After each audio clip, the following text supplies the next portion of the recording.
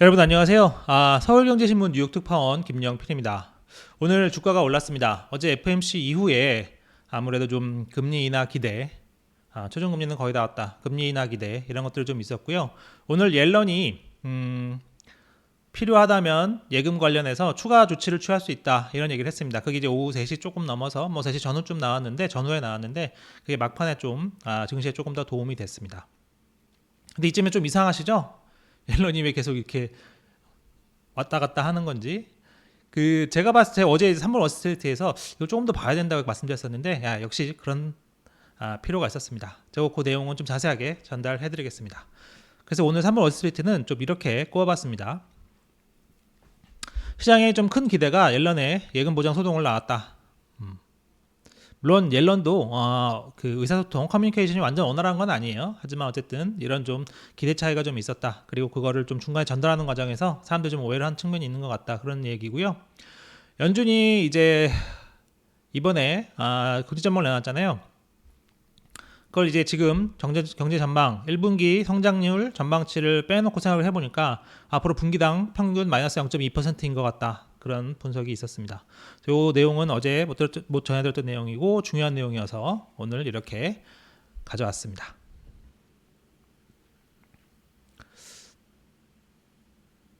그래서 이제 본격적인 방송 시작 전에 오늘 총체적으로 인사 한번 먼저 드리고요. 이따가 제가 한 번에 모아서 다시 한번 또 인사드릴 수 있도록 할게요. 그래서 이제 오늘 제목 옐런 주인공이죠. 제닐 옐런 재무장관 오늘 주인공입니다. 오늘 한번 같이 보시면요. 나스닥이 1% 넘게 올랐고 S&P 다우지수도 조금씩 상승했습니다. 10년만 국채 그 다음에 2년물도 좀 많이 떨어졌습니다. 나스닥 지수 한번 보시면요.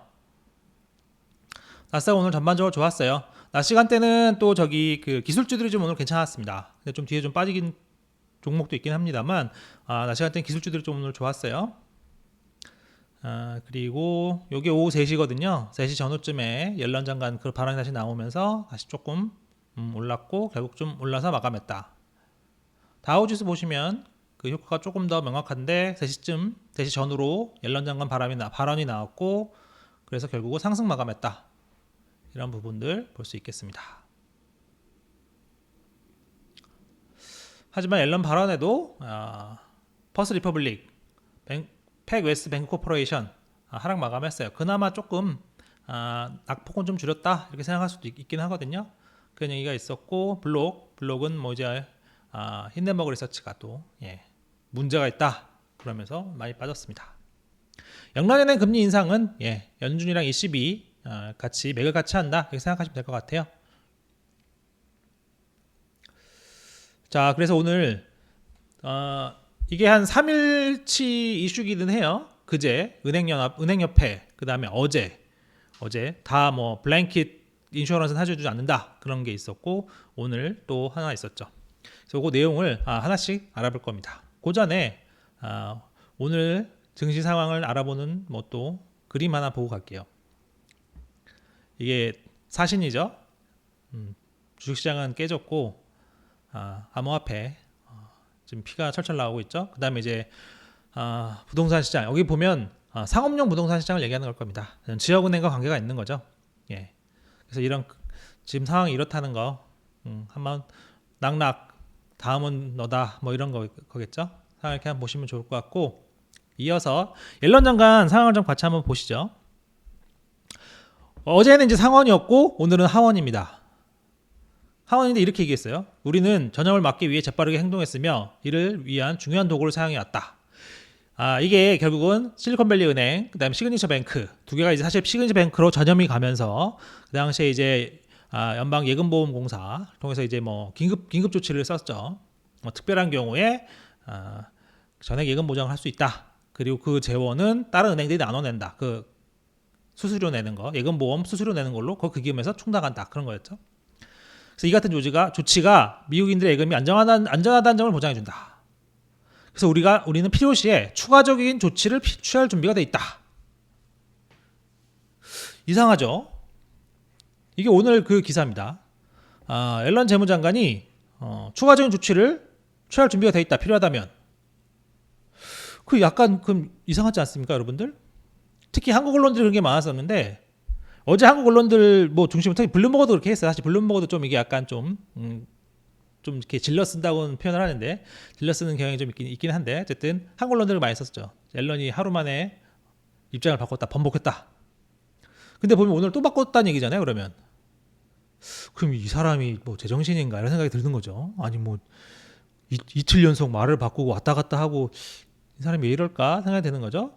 근데 제가 오늘 아침에도 되게 유튜브 그 커뮤니티 좀 란에 올렸었는데 이걸 좀 이렇게 뜯어보면 말을 바꾸거나 그런 정도는 아니에요. 조금 이게 좀 이렇게 전달이 잘못된 측면이 있고 그런 거거든요. 그래서 제가 한번 요거를 한번 하나씩 짚어드릴게요. 이게 또 이해가 안 되면 왜 이 사람이 이틀 연속 말을 바꾸나, 그것도 완전 180도 바꾸나. 이건 뭐 제정신이 아니고선 불가능한 거니까. 그래서 제가 그 내용을 하나씩 짚어볼게요. 그렇지 않아요. 사실은 제가 말씀드렸죠. 그렇지 않습니다.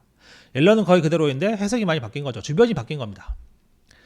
중요한 거는 예민한 시장 상황이 이렇게 좀 이런 경우를 낳는 경우가 자주 있긴 해요. 그래서 이런 부분을 하나씩 짚어드릴게요. 자, 시계를 돌려서 21일로 가보시죠. 그제거든요. 미국 은행협회 행사에서 소규모 은행이 예금 인출 사태를 겪어서 전염될 우려가 있는 경우에 비슷한 조치를 취할 수 있다. 예금 보장, 전액 예금 보장 해주겠다는 거죠. 그래서 요거 말에 시장이 좀 반짝 환호했죠. 야, 이거 사실상 전액으로 해줄 수 있겠구나. 중소형 은행이죠. 사실 이때도 대형이랑 얘기는 하지 않았어요. 대형은 해줄 필요도 없어요, 당연히. 예, 대형은 뭐 지금 100%도 없고 예금이 더 들어오는데요. 그래서 소규모 은행이 인출 사태를 겪어 뱅크런이 있을 경우에 실리콘밸리 은행이나 시그니처 뱅크에 해줬던 거랑 비슷한 조치를 취할 수 있다. 근데 어제 그런 거죠. 어제 시장이 뒤집어진 게 이거죠. FOMC도 FOMC죠. FOMC에서도 이제 올해 금리 인하가 없다. 물론 시장은 믿지 않지만 어쨌든 금리 인하가 없다. 그리고 필요시 더 추가 금리 인상할 거다. 이렇게 좀 세게 나왔죠. 거기다 플러스 옐런이 이렇게 얘기를 했던 거죠. 저형 예금 보장 신경 쓰지 않고 있다. 우리 그런 얘기 하지도 않았어. 할 생각도 없다. 이렇게 얘기하니까 시장이 뒤집어진 거죠. 그래서 제가 이제 이거를 조금 이상해서 해당 영상 한번 찾아봤어요. 이 내용이에요. 뭐 소리까지 들을 필요는 없고 이게 그 할거티 의원 그 테네시주의 지역구를 가지고 있는 분이거든요.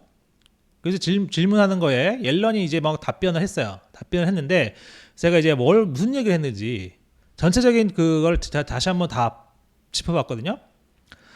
그래서 이제 해거티 상원이 물어본 건 이런 거예요. 재무부가 외환안전기금을 통해서 전액 예금 보장을 추진한다는데 맞냐? 이게 블룸버그 보도거든요. 그랬더니 옐런이 이렇게 답변했습니다. 이거는 우리가 생각하고 있는 게 아니다. 그러니까 외환안전기금을 통해서 전액 예금 보장하는 거는 우리가 생각하고 있는 게 아니다. 그런데 이렇게 하고 얘기를 하고 끝낸 게 아니에요. 물론 이제 언론에서 관심이 가진 이 부분이었죠. 우리가 보고 있는 게 아니면 고려하고 있지도 않다. 이 부분이 이제 아주 대서특필됐었죠. 근데 뒤에 보면 이런 얘기를 했습니다. 은행에 문제가 발생했을 때 연방예금보험공사와 연준 이사의 다수가 찬성하고 재무장관이 이제 뭐 대통령과 뭐 얘기를 해서 시스템적 리스크를 결정할 수 있다. 그래서 이거는 뱅크런이 전염 위험이 있을 때 되게 전염 위험이 중요합니다. 개별 은행 하나 갖고는 안 되고 전염 위험이 중요해요. 그래서 실리콘밸리 은행은 시스템 리스크에 영향을 주는 은행이 아니지만 시그니처 뱅크로 퍼지고 다른 뭐 퍼스트 리퍼블릭 뱅크 이렇게 확산이 되니까 그래서 그때 요거 전액 예금 보장 해준 거거든요. 그건 제가 이제 그동안 한 1주 넘게 잘 설명 계속 드렸던 부분이에요. 일관적으로. 그래서 이제 이거는 건별로 진행되며 포괄적 예금 보장은 논의되거나 고려되지 않고 있다. 그러니까 얘기인즉슨 재무부가 나서서 전액 예금 보장을 하는 건 아니다. 사실 이 부분은 뒤에 좀 설명드리겠지만 재무부가 할 수 있는 권한이 있는 건 아니에요. 물론 이제 블룸버그 보도는 그걸 우회로를 찾고 있다 그런 거였는데 그건 아니라고 얘기를 한 거죠. 그러면서 한마디 더 물어봤어요. 해거티가 더 물어봤어요. 이분이 테네시라고 했잖아요. 테네시에 있는 은행들은 좀 작아서 우리 은행들은 무너지면 이거 돈 못 받을 것 같은데 어떻게 하냐? 약간 이런 식으로 물어봤어요. 그랬더니 옐런이 자기가 그날 어제죠. 이날 기준으로 은행협회 가서 얘기했을 때 소규모 은행들 뭐 자기네들 도와줄 수 있다 얘기했을 때는 그게 꼭 대형 중대형 은행에만 해당하는 게 아니다. 지역의 소형 은행이 주변에 뱅크런을 일으킬 수 있다고 판단이 되면 똑같이 적용될 수 있고 그렇게 해줄 수 있다. 그렇게 답변을 했어요. 그러니까 이제 요 뒤에 부분까지 다 같이 보면 전날 은행협회에서 얘기했던 거랑 큰 차이가 없는 거예요. 여기 보면 은행협회 자체도 지역은행들로 구성되어 있다. 근데 거기 가서 얘기한 거는 꼭 지역 중대은행들만 해주는 게 아니라 소형은행들이 뱅크런 문제가 있으면 해줄 수 있다고 얘기를 한 거다. 이 얘기를 여기까지 한 거예요. 그러니까 사실 어제 그 전날 얘기와 이날 얘기가 같은 거예요, 사실상. 물론 옐런이 부인한 거는 블룸버그가 보도한 그런 방식, 외환 그 안정기금을 통해서 저행예금 보장하는 건 하지 않는다. 그걸 부정한 거죠. 하지만 사실상 추가 소형은행, 중소형은행들 추가 뱅크런이 있을 시에는, 그리고 그게 확산 우려가 있을 때는 지원을 해준다는 얘기를 어제도 분명히 한 겁니다. 그러니까 옐런 입장에서는 자기는 크게 달라진 얘기는 아닌 거예요. 근데 이제 어느 것이 제목으로 뽑히느냐, 어느 것이 주목을 받느냐가 다른데 어제는 모두 전액예금 해주는 거 아니야. 이 부분에 사람들이 조금 충격을 받은 거죠. 이게 웬일이야 이렇게 된 거죠. 그래서 보면 은행협회 얘기, 그리고 어제 상원에서 자영예금 보장해주지 않는다. 그 두 가지 얘기의 앞뒤를 전부 다 종합해 보면 중소형 은행이 문제가 되고 뱅크런 우려가 있을 경우에는 FDIC를 통해서 자영예금 보장을 해줄 의사가 있다. 이거 사실상 표시한 게 맞아요. 은행협회 때도 대응을 해준다는 얘기는 없었잖아요. 그러니까 자영예금 중소형이 뱅크런 문제가 있고 그게 확산될 경우에 지원해준다. FDIC를 통해서. 그 얘기는 첫날도 둘째 날도 같았어요. 대신 요건 이제 약간 암묵적인 지원 약속입니다. 암묵적인 거예요. 옐런이 100% 해준다고 하면 좋겠지만 그건 아니고 암묵적으로. 근데 옐런 입장에서는 충분히 얘기를 한 거예요. 근데 왜 대놓고 얘기를 못하냐? 그 사실상의 자영예금 보장은 법상 의회를 통해서 하게 돼 있어요. 제가 설명 몇 번 드렸잖아요. 의회의 승인을 받아야만 됩니다. 그러니까 의회의 승인은 받으려면 어렵잖아요. 또 공화당에서도 뭐라 하기도 하고. 그리고 그렇게 의회 승인 받으면 시간이 오래 걸리잖아요. 그러니까 빠른 시일 내에 자기가 할 수 있는 부분, FDIC를 통해서 할 수 있는 거는 자기가 언제든 지원해 줄 거고, 특히 소형은행 자기가 해줄 거다. 이렇게 얘기를 한 거죠. 근데 이제 그게 의회에 나가서 얘기를 하다 보니까 조금 세게 얘기를 말 못한 거죠. 그리고 암묵적으로 얘기한 거죠. 내 마음을 알아줘. 이렇게 된 거죠. 이 정도 얘기했으면 알아들 거라고 생각했을 겁니다. 이 정도 얘기했으면 알아들 거라고 생각을 했는데 의도치 않게 전액예금 보장하지 않는다는 부분이 대서특필되면서 확 가려진 거죠. 그래서 로저 퍼거슨이 이런 얘기를 오늘 해줬어요. 옐런 장관은 결과적으로는 두 가지 균형을 잡아야 된다. 실제 은행에서 발생하고 있는 어려움, 이거 처리를 해줘야 되고, 다른 하나는 선은 넘지 말아야 된다. 의회를 화나게 할 수 있는 선은 넘지 말아야 된다. 그러니까 그걸 가서 묘하게 얘기를 했는데 그게 지금 아무래도 시장 전체가 되게 예민하잖아요. 민감하고 한마디 단어 한마디에 시장이 확 뒤바뀔 수 있는데 그게 조금 아쉽다면 아쉬운 거고, 능력 부족이면 능력 부족이고, 커뮤니케이션 능력 부족이면 능력 부족인 건데 그게 조금 잘못 와전이 된 거죠. 어쨌든 큰 틀에서 흐름을 보고 맥락을 놓고 보면 첫째 날, 둘째 날, 오늘 셋째 날로 보면요, 첫째 날과 둘째 날 옐런의 말은 일맥상통한다, 그런 겁니다. 그러니까 오늘 또 나와서 같은 얘기를 하는 거예요. 오늘 사실 나와서 또 같은 얘기를 한 겁니다. 추가적인 지원 조치할 거다. 이게 사실은 좀 심한 말씀입니다만 미치지 않고서야 어떻게 하루에 한 번씩 바뀌나요? 장관이라는 사람이 절대 그럴 수 없어요. 물론 표현이나 이런 게 조금 잘못돼서 다음날 수정하는 경우는 있긴 하지만, 그리고 다시 더 설명하는 경우가 있지만, 이렇게 24시간마다 한 번씩 바뀌는 경우는 그런 경우는 없어요. 이게 무슨 애들 장난이 아니잖아요. 물론 이제 그 공직자 입장에서는 시장이 어떻게 해석할까 그것까지 생각을 해서 발언을 해야 되는 게 맞긴 합니다. 맞긴 해요. 근데 이제 어쨌든 그 파월 의장의 발언에 시장이 제멋대로 해석하는 것처럼 왔다 갔다 하는 부분이 좀 있긴 있어서, 어쨌든 기본적인 재무부의 스탠스, 이게 좀 중요합니다. 제가 이걸 왜 시장이 좀 왔다 갔다 하고 해석하는 거라고 말씀드리냐면, 기본적인 재무부의 스탠스를 알아야 다음에 그 문제가 터질 때 재무부가 어떻게 할 건지를 알 수가 있잖아요. 그래서 제가 설명을 드리는 거예요. 재무부는 기본적으로 중소형 은행에 조금 어쨌든 심각한 문제가 터지면 일단은 막아줄 의향이 있다는 게 기본 스탠스고, 그래서 그걸 알아야 다음에 사건이 터졌을 때 재무부가 어떻게 나올 거냐 이걸 판단할 수 있어서 제가 말씀드리는 겁니다. 물론 시장이 단기간 내에 안정이 되면 그 이후에 터지는 뱅크런이나 이런 거는 나부려 둘 수도 있어요. 예.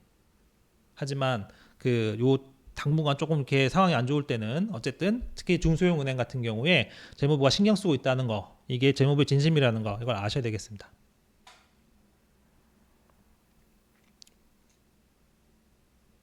하지만 시장의 기대에 못 미쳤던 건 맞는 것 같아요. 예. 이미 시장의 눈높이는 상당히 올라간 거죠. 무조건 저형 예금 모장을 공식적으로 발언해라. 물론 제가 설명드렸지만 옐런은 공식적으로 그걸 발언할 권한은 없어요. 하지만 뭐 그건 모르겠고 어쨌든 재무장관이 해줘. 그래야 안심할 수 있을 것 같아. 이랬던 건데 그거는 좀 거기에 못 미치는 거죠.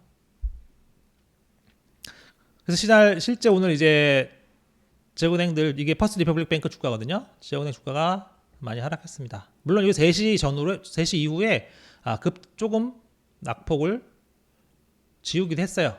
하지만 그래도 다시 조금 떨어졌다는 거. 근데 이 부분은 그런 측면도 같이 보셔야 됩니다. 이게 꼭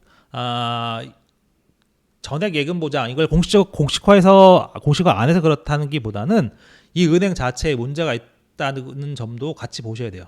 왜냐하면 오늘 옐런이 다시 한번 나와서 의지를 다시 한번 밝혔잖아요. 웬만해서는 자기들이 도와주려고 한다. 나의 암묵적 지원이다. 이거를 알아달라고 얘기를 했는데 또 이렇게 크게 회복하지 못했다는 점은 퍼스트 리퍼블릭 뱅크 은행 자체에 큰 문제가 있을 수 있다. 제가 어제 설명드렸잖아요. 뭐 자본 결손 부분이 135억 달러 정도 될 수 있다는 추정이 있다는 거. 페게스트 뱅크도 오늘 많이 좀 떨어졌는데 페게스트 뱅크도 스스로 밝혔잖아요. 뱅크런 규모 61억 달러 이상이고 글로벌 투자에서 회사에서 한 14억 달러 차입했다. 이런 것들. 이거는 수익성이 엄청난 문제가 될 수 있기 때문에 시장에서 좀 그런 부분을 눈여겨보고 있다고 생각할 수도 있겠습니다. 참고로 어쨌든 예금 보장 한도 상향은 추가로 논의는 될 것 같아요. 어제도 제가 전체적인 내용, 그게 사실은 그 FOMC랑 시간이 겹쳐서 제가 이제 실시간을 보지 못했지만 제가 이제 어제 그리고 오늘 다시 한번 이렇게 정주행하면서 봤거든요. 그래서 어쨌든 보면 옐런 장관이 은행 시스템을 지금 안정시키는 게 먼저다. 근데 하지만 한도 높이는 방안 논의할 수 있다. 이렇게 얘기를 했다고 해요. 그리고 했다고 해요. 했습니다. 제가 봤거든요. 했어요. 그리고 다음 주에 의회에서 한도 상향을 위한 청문회가 또 있다고 합니다. 예. 그러니까 어쨌든 논의는 하겠죠. 이 한도 상향 부분이 조금 더 어쨌든 계속 논의는 될 건 게 어쨌든 지역은행 문제가 지금 이렇게 돼서 지금 끝나는 게 아니라는 점은 명확해요. 예. 사람들이 의견이 분분하긴 하지만 여기서 끝나진 않을 거다. 제가 계속 말씀드리지만 뱅크런이 잦아들어도 수익성 문제가 계속 있기 때문에 그 자본 손실 문제 이게 상당합니다. 오죽하면 퍼스트 리퍼블릭 뱅크가 지금 따로 엄청난 따로 그 사이에 열흘 보름 상간에 갑자기 대형 부실이 터진 건 아니잖아요. 근데 그 유동성 문제가 악화하면서 수익성이 급격히 나빠지고 하면서 자본 결손이 135억 달러 이상 이렇게 된다는 거 보면 문제가 심각한 겁니다. 그래서 이제 스타우트 캐피탈을 많이 들어보셨을 거예요. 여기 CEO가 지난 주말에 자기가 이제 자기 아는 사람들하고 동료들하고 지역은행 6군데 정도를 좀 살펴봤는데 사실상 파산 상태였다. 지급 능력에 문제가 있더라. 이렇게 얘기를 했어요. 전체 미 전역을 다 본 건 아니겠지만 어쨌든 웬만한 데 좀 보긴 몇 군데 되는 대로 봤겠죠. 근데 좀 상태가 안 좋더라. 그런 얘기를 한 겁니다. 그러니까 지역은행 문제는 여기서 끝은 아니다.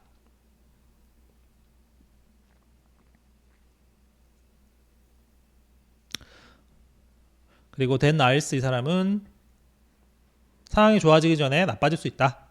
그런 얘기도 했어요. 그래서 CT도 퍼스트 리퍼블릭 뱅크에 대해서 매각하거나 증자 또는 자산 축소, 은행을 이렇게 규모를 확 줄이는 거죠. 가능성 낮다. 그러니까 정부 개입이 가장 가능성이 높다. 이렇게 얘기를 했어요. 아까 말씀드렸지만 그럼 자본 결손 문제들이 크기 때문에 웬만해서는 딴 사람이 사거나 증자하기도 쉽지 않을 거다. 그런 얘기. 왜냐하면 증자해봐야 밑빠진 쪽이 물 붓게 될 테니까요.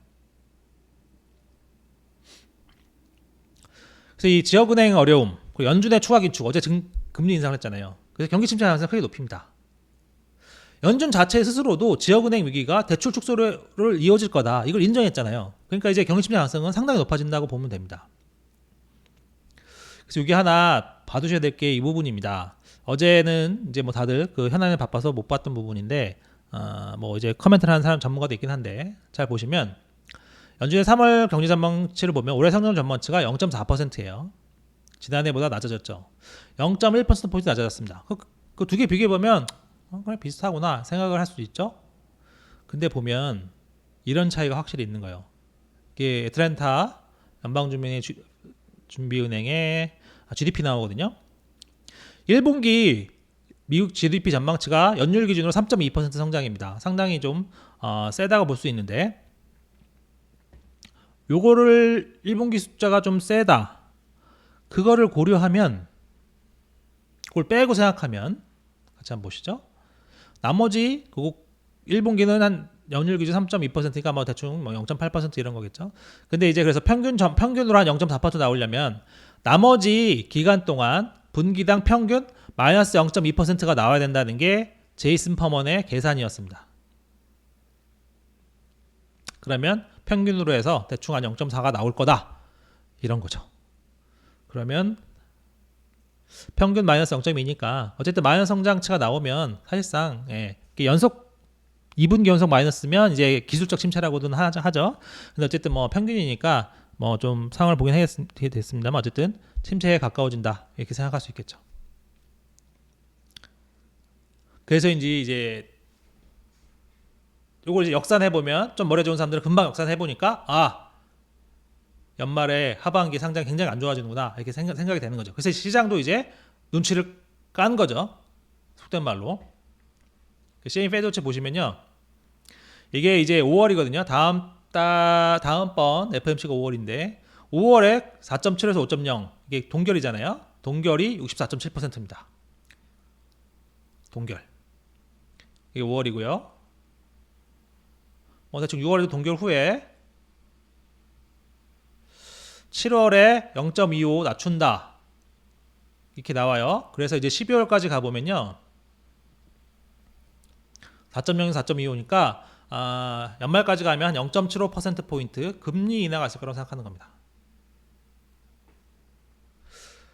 그리고 제가 처음에 잠깐 말씀드렸지만 시장은 그 금리 인하 시기에 그 초기에 즉각적인 반응, 그러니까 뭐 무릎 때리면 바로 나오는 반응 같은 거 있잖아요. 즉각적인 반응은 어쨌든 단기적으로는 증시가 좋다 이걸 생각하고 있기 때문에 좀 기대를 하고 있다 이런 얘기가 되는 거예요. 근데 이제 그걸 좀 더 길게 보고 그리고 침체가 지역은행도 좀 계속 안 좋으니까 좀 깊어질 다고 생각해보면 상당히 위험할 수 있다. 이게 이제 제 판단이기도 하고 적지 않은 전문가들의 얘기이기도 합니다.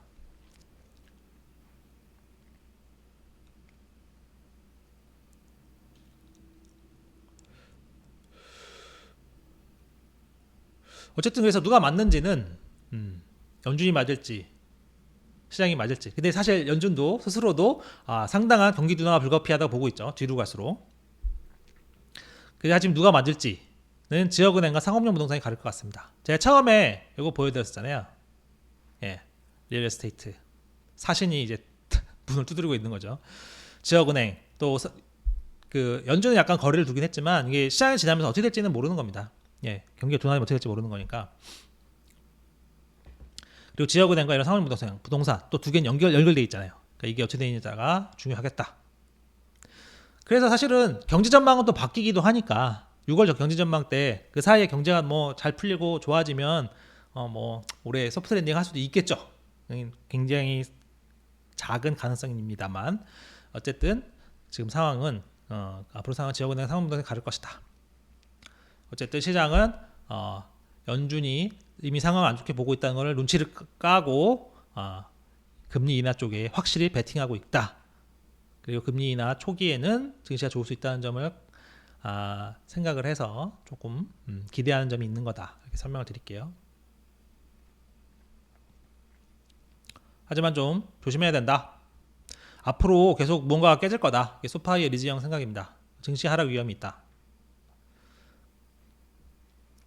그리고 피벗이 가까워지고 국채금리 역전 현상이 피크에 다다르면 증시에 안 좋은 소식이다. 이런 마켓워치 얘기도 있었어요.